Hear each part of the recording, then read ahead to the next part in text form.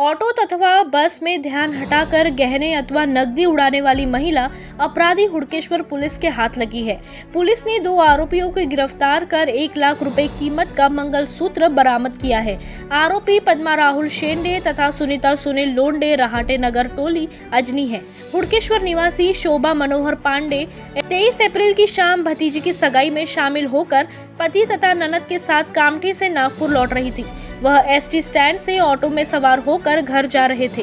टुकड़ोजी पुतला चौक के पास आरोपी महिलाएं ऑटो में सवार हुई। उन्होंने शोभा की नजर बचाकर बैग से मंगलसूत्र उड़ा लिया। महालक्ष्मी चौक के पास शोभा पति के साथ ऑटो से उतर गई। आरोपी महिलाएं ऑटो से मानेवाड़ा चौक की ओर चली गई। घर पहुंचने के बाद शोभा को चोरी का पता चला। उनकी शिकायत पर हुड़केश्वर पुलिस ने चोरी का मामला दर्ज किया। पुलिस ने सीसीटीवी फुटेज की जांच की तो उसने आरोपी नजर आई। पुलिस उनकी खोज में जुट गई। कुछ दिन शांत रहने के बाद आरोपी महिलाएं पुनः सक्रिय हो गई। वे 3 मई को उदयनगर चौक पर शिकार को खोज रही थी। इसकी भनक लगते ही पुलिस ने दबिश देकर दोनों को हिरासत में ले लिया। थाने लाकर पूछताछ करने पर आरोपी टाल मटोल करने लगी। पुलिस के सख्ती बरतने पर उन्होंने अपराध कबूल कर लिया। उनसे चुराया गया मंगलसूत्र भी बरामद किया गया। आरोपी काफी समय से महिलाओं को शिकार बना रही थी। वह चूड़ी अथवा सौंदर्य प्रसाधन की वस्तुएं बेचने के बहाने चौराहों पर सक्रिय रहती है। जिस ऑटो में उम्रदराज महिलाएं दिखाई दी उसमें सवार हो जाती है। यात्रा के दौरान पैर पर पैर देने, धक्का देने, छींकने,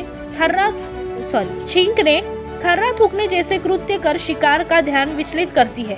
ध्यान विचलित होते ही पर्स से गहने तथा नकदी चुरा लेती है। अजनी की रहाटे नगर टोली बस्ती अपराधियों के लिए बदनाम है। यहाँ महिलाएं अपराधियों की भी काफी संख्या है। इक्का दुक्का मामले में ही पुलिस उन तक पहुँच पाती है। 23 रोजी अशा प्रकारची एक घटना पोलीस स्टेशन अंतर्गत झाल्याने त्यावरून एक गुन्हा दाखल झालेला आहे। त्यापैकी गुन्ह्याची घटना अशी आहे की फिर्यादी शोभा पांडे वय वर्ष 54 राहणार महालक्ष्मी नगर ह्या त्यांचे पती मनोहर पांडे यांच्यासह कामठीवरून गणेशपेठ बसस्टँडला आल्या आणि तिथून घरी येण्याकरता त्यांनी एक ऑटो पकडला।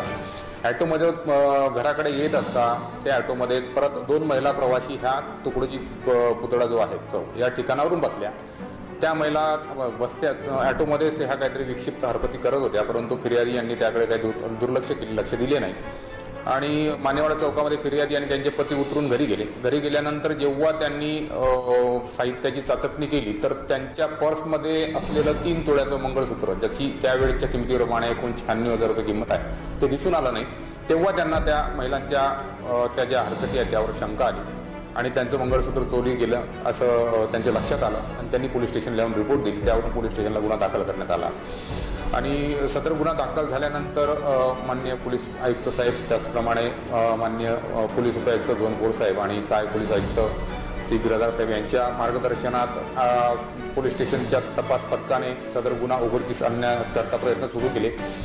प्रयत्न करीत असता फिर्यादींनी जी काही वर्णन दिलं होतं महिलांचं, त्या वर्णनाची मिळते जुळत्या महिलांचा आम्ही शोध घेणं सुरू केले आणि गुप्त बातमीदारांकडून आम्हाला एक खात्रीशीर माहिती प्राप्त झाली की अशा वर्णाच्या ज्या महिला आहे आणि असे कृत्य करणाऱ्या महिला ज्या आहेत त्या अजनी पोलीस स्टेशनच्या अंतर्गत जो टोळी परिसर आहे त्या टोळी परिसरात राहतात आणि त्या टोळी परिसरात राहणाऱ्या ह्या 2 महिला आहेत अशी आम्हाला खात्रीशीर माहिती प्राप्त झाली। त्यावरून आम्ही दिनांक 3/5/2023 रोजी 2 महिलांना ताब्यात घेतले।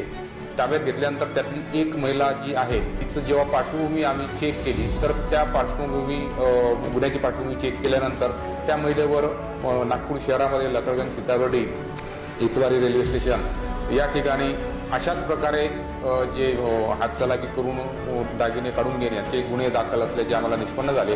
त्यांना महिला स्टाफच्या मदतीने ताब्यात घेतले आणि पोलीस स्टेशनला आणून त्यांच्याकडे जेव्हा सखोल विचारपूस केली तर त्या दरम्यान त्यांनी दिनांक 23/4/2023 रोजी सायंकाळी 6 वाजताच्या सुमारास केलेली जी चोरी आहे ऑटोमध्ये ती त्यांनी मान्य केली आणि जेव्हा आम्ही त्यांचा PCR प्राप्त करून पुढील तपास केला तर पुढील तपासादरम्यान सदरचा संपूर्ण मुद्देमाल जो मंगळसूत्र होतं चोरीस गेलेलं ते रिकव्हर करण्यात आलेलं आहे। सदर महिलांनी आणखी काही चोरी केलेल्या आहेत का याबाबत तपास सुरू आहे।